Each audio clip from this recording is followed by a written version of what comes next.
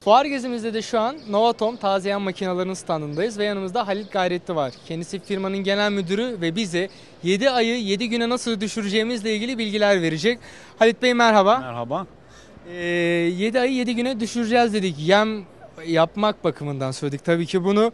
Şu anda da bir yem makinesinin yanındayız. Evet, doğru. Bu gördüğümüz yemler 7 günde mi oldu? Nasıl oldu? Çünkü Türkiye'nin her yerinde çok zor şartlarda bir yetiştiricilik yapılıyor.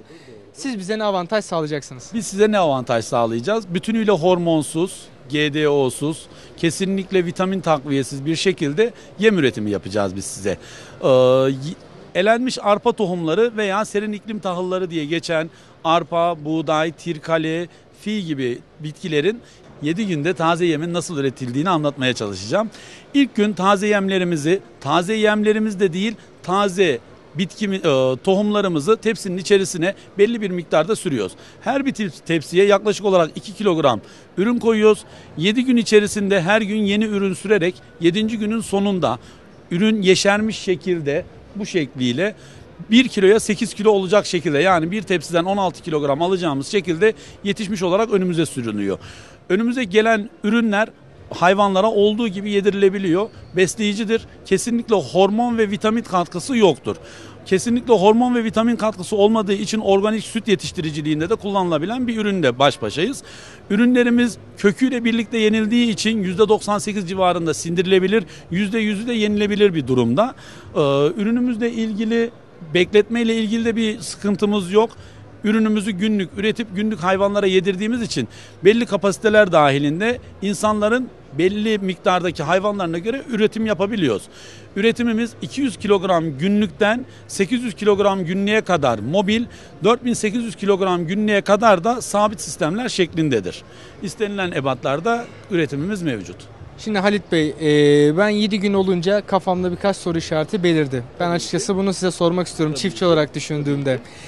Bu kadar hızlı büyüyen bir bitkinin verimi bana nasıl olacak? Kesinlikle bir araştırma yapmışsınızdır diye düşünüyorum. Aldığım içerikler neler? Kesiminle verimiyle ilgili bir düşüş olmayacak. %12,5 civarında protein, %18 ile 22 arasında kuru madde, %15,5 civarında da nişasta içeriğine sahip bir ürünle baş başayız. Ürünümüz bu değerlere sahipken kesinlikle aflatoksini olmayan bir üründür. Aflatoksin olmadığı için yüksek folik asit değerleri ve yüksek vitamin içeriğine sahip. Normal arpa tohumundaki birim vitaminlerimizin 6 katına ulaşmış oluyoruz.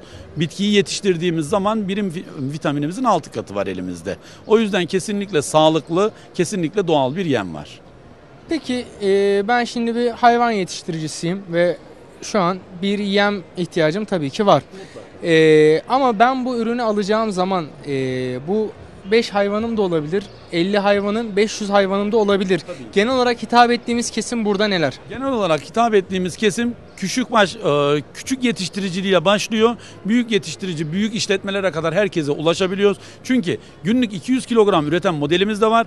Günlük 5 ton üreten modelimiz de var. Tabii bunlar yan yana inşa edilip 5 tonu, 10 ton, 20 tona da yükseltebiliyoruz. O yönüyle bir sıkıntımız yok. Yani kaç baş hayvanınız varsa ona uygun modelimiz mevcut. Peki o zaman anladığım kadarıyla benim herhangi bir ekili toprağım olmadan ben ürün elde etmiş olacağım. Kesinlikle en küçük makinemiz 48 dönüm araziye tekabül ediyor. Çünkü en küçük makinemizde yıllık 300 ton yem almış oluyoruz. Yetişmiş yem almış oluyoruz. Aynı ürünü normal şartlarda 48 dönüm araziden alacağız. En küçük makinemiz yıllık 300 ton verirken daha büyükleri için daha büyük miktarlar çıkabiliyor karşımıza. Birkaç bin dönüme tekabül edecek makinelerimiz var.